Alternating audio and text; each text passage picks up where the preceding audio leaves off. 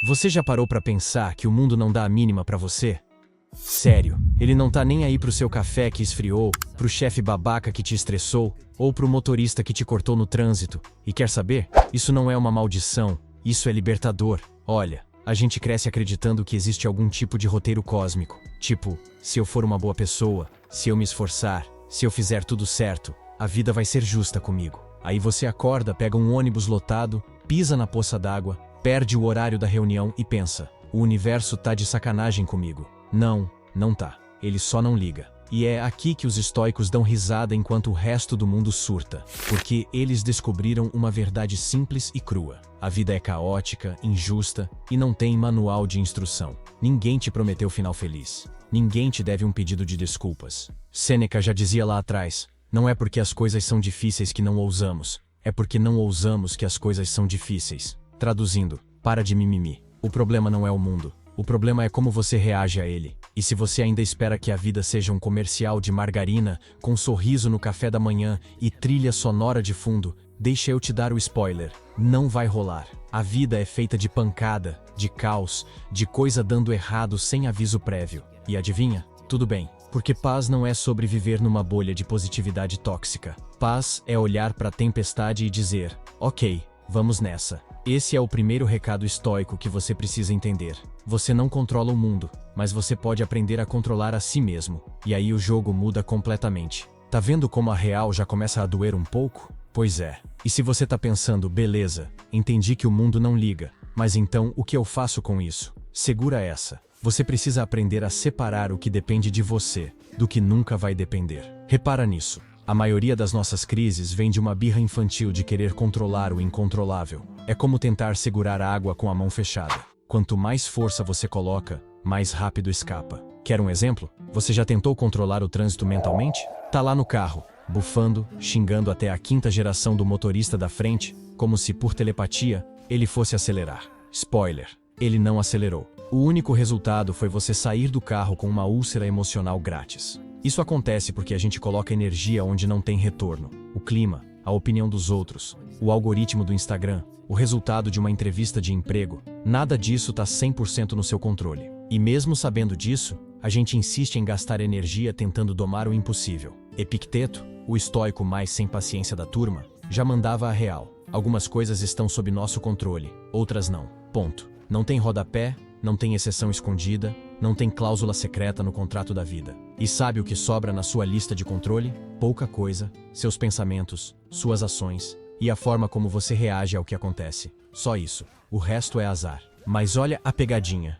Você pode planejar sim, não é para viver largado feito um zumbi. Só não pode se apegar ao plano como se ele fosse um bilhete premiado, porque a vida não tá nem aí pro seu cronograma perfeito. Você pode organizar uma viagem de 1 ano e o voo ser cancelado porque uma lhama resolveu atravessar a pista no Peru. E aí, vai chorar ou vai se adaptar? Porque o estoico de verdade não surta quando a realidade foge do script. Ele muda o script. Aceitação, nesse caso, não é desistir. É jogar com as cartas que a vida colocou na sua mesa. Quem bate a cabeça contra a parede achando que ela vai sentir dor, só ganha galo na testa. Simples assim. E aqui vem o desafio estoico raiz. Da próxima vez que algo der errado, e vai dar, respira fundo e pergunta: isso depende de mim? Se sim, mete a mão na massa. Se não, segue o baile. Você não controla a fila do banco, mas controla a sua paciência. Você não controla o que o babaca falou, mas controla se vai responder, ou se vai só rir por dentro. Você não controla a tempestade,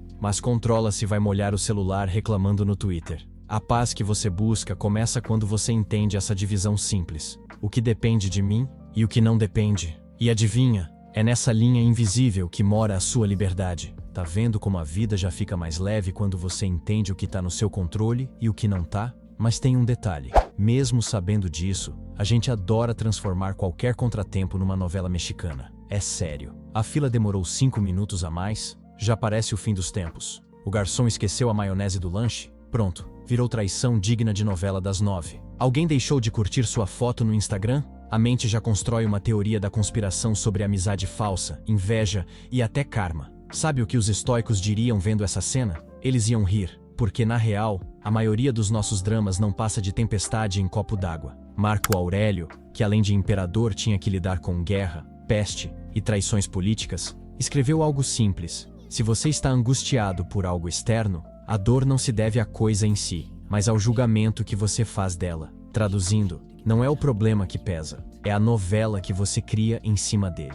E olha que ironia, quanto mais você dramatiza, mais refém fica da própria mente. Você não está vivendo a vida real, está vivendo um roteiro alternativo escrito pela sua ansiedade. Um roteiro cheio de exageros, onde qualquer detalhe vira tragédia. Quer ver como isso funciona? Imagina que você está no trabalho e recebe uma crítica simples. Esse relatório podia estar mais claro. A realidade acaba aí, mas o cérebro começa a viagem. Meu chefe me odeia. Vou ser demitido. Minha carreira acabou. Vou morar debaixo da ponte. Percebe o salto olímpico de lógica? Os estoicos chamavam isso de patos, as paixões que nos arrastam feito correnteza. E qual era o antídoto? Perspectiva. Olhar para a situação sem maquiagem dramática, sem filtro de Instagram emocional. Então, na próxima vez que você sentir que a mente está escrevendo um capítulo de novela, para e se pergunta: esse problema é tão grande assim? Ou fui eu que dei o Oscar de melhor drama para ele? A verdade é que a vida já tem tragédias suficientes: doença, perda,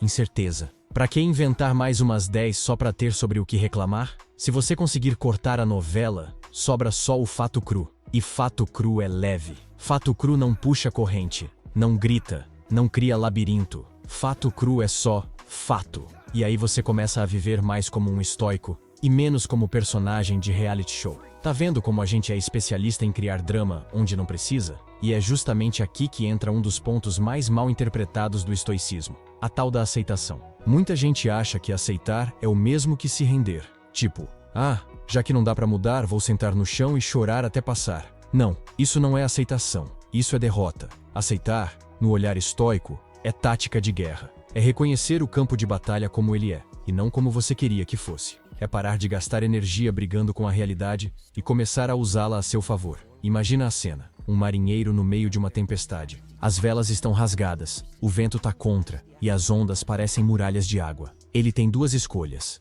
ou fica esperneando, gritando que não é justo, ou pega o leme, ajusta o que sobrou da vela e navega com o que tem. A tempestade não vai sumir porque ele reclamou, mas se ele aceita a realidade, ele ainda tem chance de chegar vivo ao porto. E é exatamente isso que os estoicos praticavam. Eles não negavam o caos, eles não romantizavam o caos, eles usavam o caos. Marco Aurélio, no meio de guerras e traições, escreveu: a arte de viver se parece mais com a de lutar do que com a de dançar. Ou seja, a vida não é um baile onde tudo flui suave. É combate corpo a corpo, com improviso, suor e resistência. E olha como isso faz sentido hoje. Você pode planejar um projeto inteiro, investir tempo, energia e noites sem dormir. E no último momento, algo externo destrói tudo. O que você faz? Se revolta contra o universo, se entrega ao vitimismo, ou aceita a nova condição e recomeça? Porque aceitar não é cruzar os braços, é colocar os pés no chão e dizer: ok, o jogo mudou, vamos jogar do jeito que dá. A grande sacada é essa: o mundo não segue o seu roteiro. Mas se você aceita o palco como ele é, ainda pode dar um show. E se esse papo já tá fazendo sentido pra você, já deixa o like, se inscreve e comenta aqui embaixo qual dessas ideias mais mexeu contigo até agora. Isso ajuda demais a levar essa reflexão pra mais gente. Tá vendo como aceitar a realidade muda o jogo? Mas tem um inimigo aí que costuma sabotar tudo isso: a raiva. Porque, fala a verdade, quantas vezes você já aceitou que algo deu errado, respirou fundo, mas bastou alguém cutucar um pouquinho e pronto, lá vem o vulcão em erupção? É como se a gente guardasse gasolina dentro do peito e qualquer faísca fosse suficiente para explodir. E a raiva, por mais que dê aquela sensação de poder na hora, é traiçoeira. Ela queima você primeiro antes de atingir quem te irritou. É como beber veneno esperando que o outro morra. Sêneca, que escreveu um tratado inteiro só sobre a raiva, já avisava: a raiva é breve loucura. E olha que definição perfeita. Porque no calor do momento você até acha que tá certo, que tá se defendendo, que tá mostrando quem manda. Mas, depois que passa, sobra arrependimento, palavra atravessada, ponte queimada. Imagina só, o chefe grita com você. Se você explode de volta, pode até sentir um alívio imediato, mas o resultado real é quase sempre pior. Agora, se você segura, observa e responde com calma, a cena vira outra. Não porque você é bonzinho, mas porque não entregou o seu poder na mão de quem quis te provocar. O estoico entende isso como ninguém. Ele sabe que cada vez que reage com raiva, é como se estivesse entregando o controle do leme da própria vida na mão do outro. E convenhamos, Deixar que um comentário idiota ou uma atitude tosca decida o rumo do seu dia inteiro é dar poder demais pra gente que não merece. Então, o desafio estoico é esse: não deixar a raiva te sequestrar, respirar, ganhar tempo e, quando abrir a boca, não ser um refém do impulso, mas o dono da própria resposta.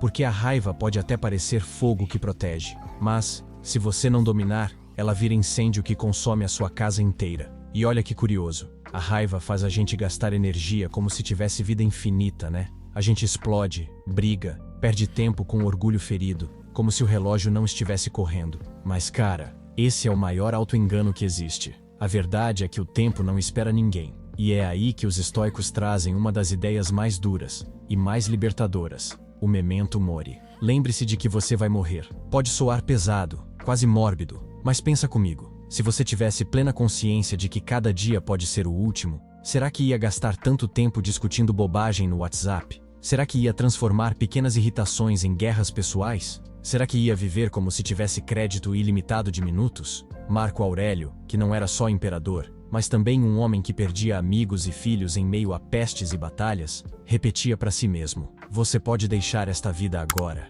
Deixe que isso determine o que você faz, diz e pensa. Ou seja, a morte não é para te assustar, ela é para te acordar, para te lembrar que o tempo é finito, e justamente por isso, precioso. E olha como isso muda a forma de viver. Se você lembra que pode não ter amanhã, cada conversa vira chance de estar presente, cada abraço vira algo raro, cada escolha ganha peso real. E de repente, gastar energia com rancor, inveja ou fofoca parece uma das maiores burrices possíveis. O memento mori não é culto à morte, é um chamado à vida, é um convite para viver de forma inteira, sem adiar o que importa, sem acumular arrependimentos bobos. Porque no fim, a questão não é quanto tempo a gente tem, é como a gente vive o tempo que tem. E é justamente aí que mora a armadilha. Se a vida é curta, se o tempo é tão precioso, por que a gente insiste em desperdiçar com reações automáticas? Pensa só, quantas vezes você já falou ou fez algo no calor do momento, só para se arrepender meia hora depois?